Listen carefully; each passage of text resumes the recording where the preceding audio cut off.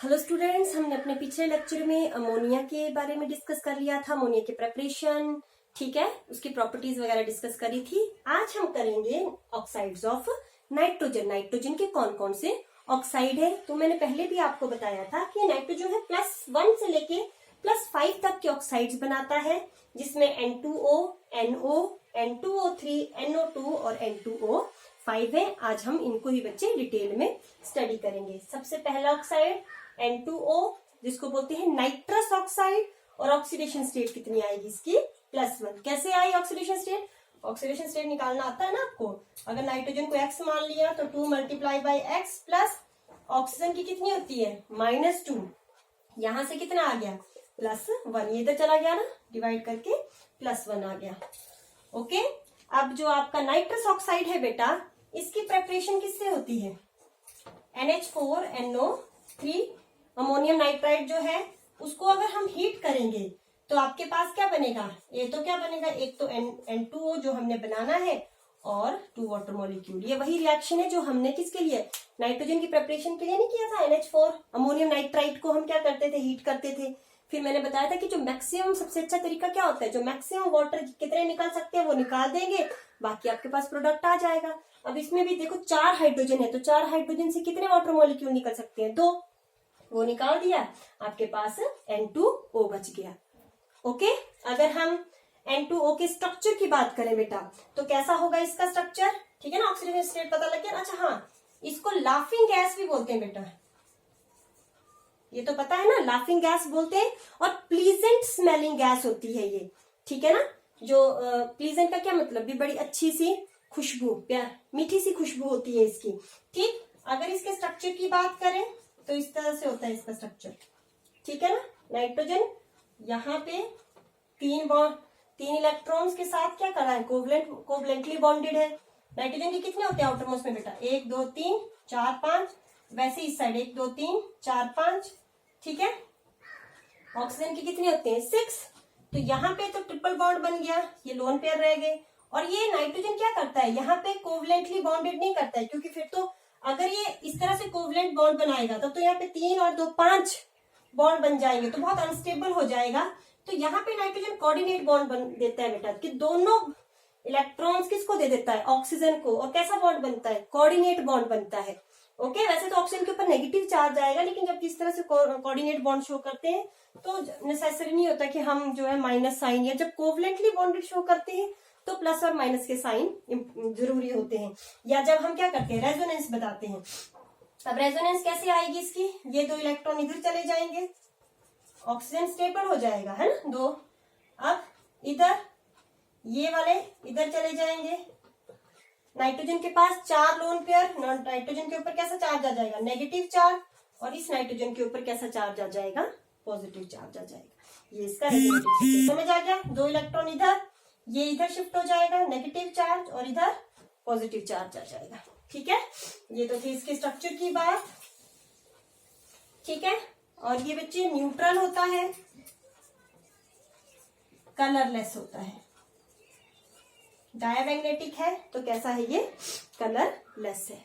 Okay, next हमारा जो oxide है वो नाइट्रिक ऑक्साइड है, NO। तो वैसे ही इसकी ऑक्सीडेशन स्टेट निकाल दी, X, और ये -2 था उधर चल के +2 हो जाएगा। ऑक्सीडेशन स्टेट कितनी आएगी? +2। और इसकी अगर हम स्ट्रक्चर की बात करें तो बेटा 1 2 3 4 5, और इस साइड ऑक्सीजन है तो ऑक्सीजन के साथ डबल बॉन्ड बना दिए हैं इसने, ठीक है। लेकिन यहाँ पे क्या बच गया है? एक ऑड इलेक्ट्रॉन बच गया है, ठीक। ये देखो ऑड इलेक्ट्रॉन। ऑड इलेक्ट्रॉन का क्या मतलब? एक अकेला अनपेयर्ड इलेक्ट्रॉन, तो ठीक है। तो इसका इनकम्प्लीट ऑक्टेट है। ऑक्टेट इसका कंप्लीट नहीं है, देखो ना, 2 4 5 6 7 ही हुए, 8 पूरे नहीं हुए ना, तो इनकम्प्लीट ऑक्टेट है, ऑड इलेक्ट्रॉन है। तो जब भी अनपेयर्ड इलेक्ट्रॉन होते हैं तो स्पीशीज कैसे बन जाती है? पैरामैग्नेटिक। वैसे तो सारी की सारी पैरामैग्नेटिक जो स्पीशीज है वो कलर्ड होती हैं, लेकिन इसमें एक्सेप्शन है। ये क्या है बच्चे? कलरलेस है। ये भी न्यूट्रल है और कलरलेस है। ओके, ठीक है। NO जो है, जब ऑक्सीजन के साथ इसका एक्सपोजर होता है बेटा, तो एक ब्राउन कलर के फ्यूम्स निकलते हैं नाइट्रोजन डाइऑक्साइड के, ठीक है ना। ये कई बार इस तरह से पूछ भी लेते हैं कि नेम द गैस, ठीक है ना, who gives brown colours vapour when expose to air. तो कौन सा होगा, नाइट्रिक ऑक्साइड होगा आपका, ठीक है, समझ आ गई। अच्छा, इसकी प्रेपरेशन जो होती है बेटा अमोनिया से होती है। अमोनिया जब ऑक्सीजन के साथ रिएक्ट करती है in the presence of platinum and 1100 kelvin temperature, actually platinum जो है ऑक्सीजन एब्जॉर्ब कर लेता है, फिर अमोनिया जाके वहां पे रिएक्ट करता है और NO बनता है, वाटर बनता है, ठीक है ना, इस तरह से। तो कितनी है, 4, 5, 6, ये 10, 4, यहाँ पे बैलेंस कर लो कितनी आएंगी आपके पास ऑक्सीजन, 4 नाइट्रोजन हो गई, 12,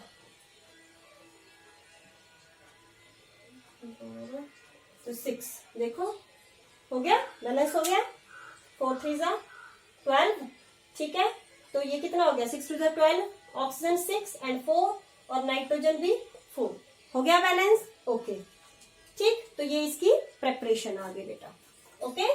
जो नेक्स्ट ऑक्साइड है आपका वो है N2O3, नाइट्रोजन सेस्फी ऑक्साइड भी बोलते हैं इसको, ऑक्सीडेशन स्टेट +3, वैसे ही बच्चे X निकाल के कितनी आ गई, +3 ऑक्सीडेशन स्टेट। अब N2O किससे बना हुआ होगा बेटा, एक NO से और कितने, एक NO2 से। देखो N2O3 किससे बना होगा, NO और NO2 से। कोल्ड कंडीशंस हम देते हैं तो N2O3 हमारे पास बन जाता है। अगर देखो इसकी स्ट्रक्चर के बनाना कितना इजी है, NO का स्ट्रक्चर आपको आता है, NO का कैसे होता है, इस साइड इलेक्ट्रॉन थोड़ा उल्टा इसलिए लिख रही हूं कि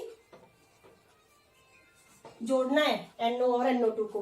तो नाइट्रोजन के देखो ऐसे ही होता है ना, बस उल्टा घुमा के लिख दिया है, ठीक। अब NO2 का स्ट्रक्चर कैसा होता है, तो NO2 बेटा 2 इलेक्ट्रॉन इस साइड डबल बॉन्ड होता है, एक इस साइड कोऑर्डिनेट बॉन्ड, तो 2 3 4 और एक और इलेक्ट्रॉन इस साइड बच जाता है 5।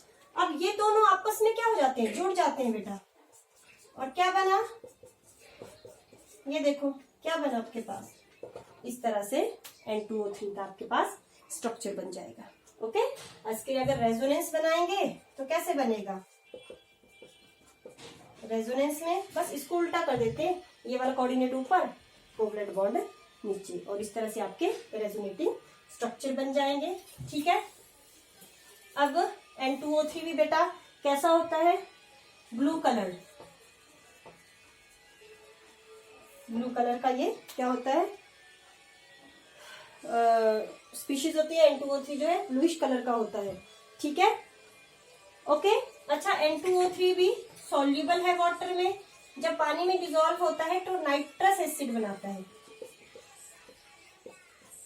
HNO3 को नाइट्रिक एसिड बोलते हैं और HNO2 को नाइट्रस एसिड बोलते हैं, नाइट्रस एसिड, ठीक है। तो N2O3 सॉल्युबल इन वाटर, ठीक है, और इस तरह से नाइट्रस एसिड बनाता है। नेक्स्ट हमारे पास क्या है, NO2 है, नाइट्रोजन डाइऑक्साइड है हमारा, ठीक है। तो ये देखो नाइट्रोजन डाइऑक्साइड का स्ट्रक्चर कैसे होगा, अभी बताया आपको मैंने, इस तरह से होगा। ऑड इलेक्ट्रॉन स्पीशीज है तो ज्यादा, वैसे ऑड इलेक्ट्रॉन स्पीशीज ज्यादा स्टेबल नहीं होती हैं, तो ये क्या करता है, कोशिश करता है कि झट से डाइमर बना दे। तो एक और क्या करता है, इस तरह से एक और नाइट्रोजन डाइऑक्साइड के साथ बेटा लिंक हो जाएगा। अब इसको घुमा दो उल्टा, इस तरह से जुड़ जाएंगे ये, और क्या बन जाएगा आपके पास, N2O4 बन जाएगा, ठीक है। NO2 आपका ब्राउन कलर के होते हैं, ठीक है ना, ऑड इलेक्ट्रॉन स्पीशीज है तो ब्राउन कलर, ठीक है। ऊपर वाले भी वो ब्लू कलर क्यों थे, क्योंकि उसमें क्या था, उसमें एक ऑड इलेक्ट्रॉन स्पीशीज थी, ठीक है ना, दोनों ऑड इलेक्ट्रॉन स्पीशीज थी, उस वजह से उसमें ब्लूइश कलर था, ठीक। अब यहाँ पे क्या है, ये दोनों आपस में जुड़ गई, जब वो N2O4 बनाएगा तो ये ऊपर वाला पैरामैग्नेटिक है, NO2 जो है पैरामैग्नेटिक है, लेकिन जब ये जुड़ जाएंगे तो ये क्या बन जाएंगे, डायामैग्नेटिक। पैरामैग्नेटिक और जो डायामैग्नेटिक है उनको एक और तरीका है लर्न करने का, कि जो दोनों का सम होता है, जितने भी एटम्स हैं उनके जो आउटरमोस्ट इलेक्ट्रॉन्स का सम होता है, अगर वो इवन में आता है तो डायमैग्नेटिक और ऑड में आता है तो पैरामैग्नेटिक, एक्सेप्ट 10 एंड 16। ठीक है, ये हम कोऑर्डिनेशन जब केमिस्ट्री करेंगे तब उसमें आपको मैं डिटेल में समझाऊंगी।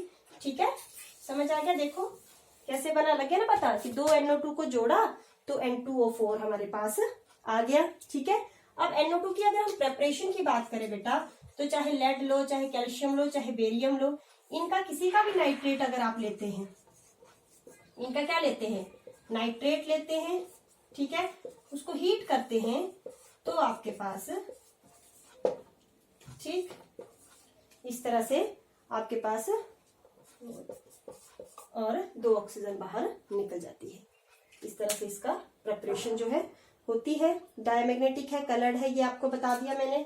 एक और चीज है कि वाटर जब NO2 के साथ रिएक्ट करता है बेटा तो नाइट्रस एसिड भी बनता है और नाइट्रिक एसिड भी बनता है। नाइट्रस एंड नाइट्रिक एसिड दोनों एसिड्स की प्रेपरेशन होती है। ओके, नेक्स्ट इज लास्ट जो है 5th वाला N2O5। ठीक है, अच्छा ये N2O4 NO2 में कितनी आई, +4 है ना, कितनी ऑक्सीडेशन स्टेट ये बताना रह गया था मुझे, +4 oxidation state. 2 multiply by -2 4 2 is equal to 0 करके, जैसे देखो NO2 X + 2 - 2 is equal to 0, तो कितना आया +4। ओके, ऑक्सीडेशन स्टेट इसकी कितनी आएगी, +4 आएगी। ये भी कलरलेस होता है, सिर्फ ये दोनों स्पीशीज N2O और NO ही न्यूट्रल होती हैं बेटा। बाकी के ऑक्साइड्स कैसे होते हैं, एसिडिक होते हैं। ठीक है, बाकी के ऑक्साइड एसिडिक होते हैं, सिर्फ N2O और NO जो है आपकी वो कैसे होते हैं, न्यूट्रल ऑक्साइड्स होते हैं। ठीक है, अब इसमें देखो, अब N2O5 का स्ट्रक्चर बनाना कोई बड़ा टफ नहीं है।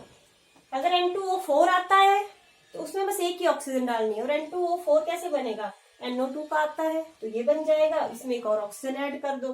तो कैसे था इसका स्ट्रक्चर, ऐसे था ना, इस तरह से था। ठीक है ना, तो बस एक बीच में ऑक्सीजन ऐड कर दी, N2O5 का आपके पास स्ट्रक्चर आ जाता है। अगर हम इसकी प्रेपरेशन की बात करें बेटा, तो नाइट्रिक एसिड में P4O10 ऐड किया जाता है तो N2O5 बन जाता है और HPO3 आपका निकल जाता है। ठीक है ना, तो ये बनता कैसे है, एक्चुअली में जो आपका ये P4O10 है बेटा, ये बहुत अच्छा डिहाइड्रेटिंग एजेंट है। डिहाइड्रेटिंग एजेंट क्या होता है, जो किसी भी स्पीशीज से क्या निकाल देता है, वाटर। इसका एग्जांपल एक और कौन है, सल्फ्यूरिक एसिड। मैंने बड़ी बार आपको बोला है कि जब भी किसी में सल्फ्यूरिक एसिड डालते हैं, सल्फ्यूरिक एसिड उसके वाटर को रिमूव कर देता है। ठीक है ना, एसिड सल्फ्यूरिक एसिड का ये पॉइंट है कि वो क्या करता है, बहुत अच्छा डिहाइड्रेटिंग एजेंट होता है। तो वैसे ही P4O10 भी बहुत अच्छा डिहाइड्रेटिंग एजेंट है, तो यहाँ से वाटर निकाल देगा। तो वाटर कैसे निकालेगा, अकेला हाइड्रोजन है तो मॉलिक्यूल कितने यूज हो जाएंगे, 2। HNO3 के 2 मॉलिक्यूल क्या बनेगा, H2N2O6। अब देखो इसमें से अगर पानी निकलेगा तो H2O निकल गया, ठीक है ना, माइनस कर दो एक वाटर मॉलिक्यूल, H2 और एक O निकल गया, कितने बचे, N2O5 ऑटोमेटिकली क्या हो जाएगा, बन जाएगा। ओके, तो ये आपके नाइट्रोजन के ऑक्साइड्स थे। आगे हम नाइट्रिक एसिड की प्रेपरेशन और उसकी केमिकल एक्टिविटीज पढ़ेंगे, मेटल, मेटलॉइड्स और नॉन मेटल्स के साथ। Okay, thank you so much.